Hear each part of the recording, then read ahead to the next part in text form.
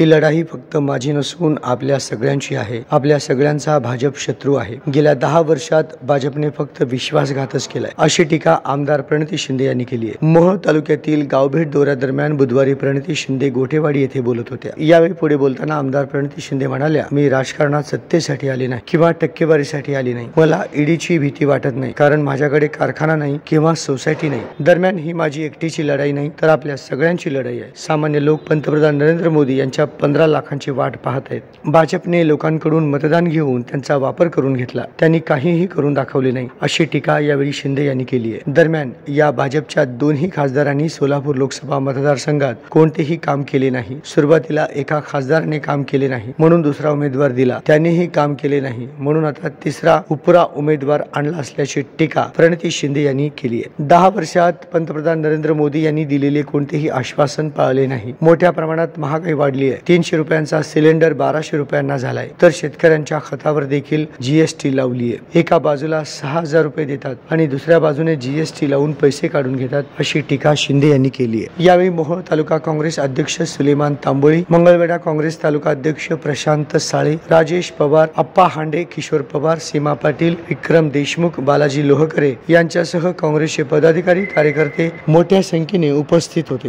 निवडणुकीला मी सामोरे जाते, युद्ध आहे जणू काय, आणि त्या युद्धाला जायच्या आधी तुमचा आशीर्वाद मला पाहिजे। एकदा या बारीला आशीर्वाद द्या आणि मग पुढे जे काही काम आहे ते माझं टेन्शन, मग ते तुमचं टेन्शन नाही। ती सगळी कामं, कारण का काम करणं माझा पिंड आहे। माझ्या मतदारसंघात 3दा मला 3दा कामामुळेच निवडलं। मी राजकारणात जात पात धर्म करत नाही, आणि म्हणून लोकांनी मला निवडून आणलं, कारण का मी काम केलं। आज कामाच्या शिवाय दुसरं काही नाही। मी राजकारणात सत्तेसाठी किंवा टक्केवारीसाठी आली नाही, आणि मला ईडीबीडीची काही भीती पण नाही आहे, कारण का माझ्याकडे बँक नाही, कारखाना नाही आणि सोसायटी, म्हणून मला त्याची काही भीती नाही। म्हणून मी बिनधास्त बोलणार भाजपच्या विरोधात, आणि विरोध करायचा म्हणून नाही, पण तुमच्या बाजूने कोणतरी बोलायला पाहिजे ना, कारण का पूर्ण सोलापुरात सगळे भाजपचे आमदार आहेत, खासदार पण भाजपचे। मग तुमच्या बाजूने बोलायला कोण आहे? ते लोक तर बोलत नाही, त्यांची हुकुमशाही आहे। आरक्षणासाठी ते कधी कसं बोलतील? ते तर विरोधात आहेत आरक्षणाचा, तसं लाठीचार्ज करतात, SIT करतात।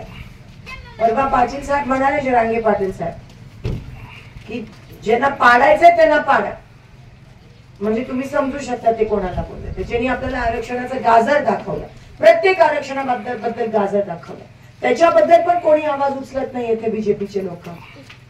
मग काय करतात? आणि मग तुमच्या बाजूने आम्ही नाही उभे राहिलो,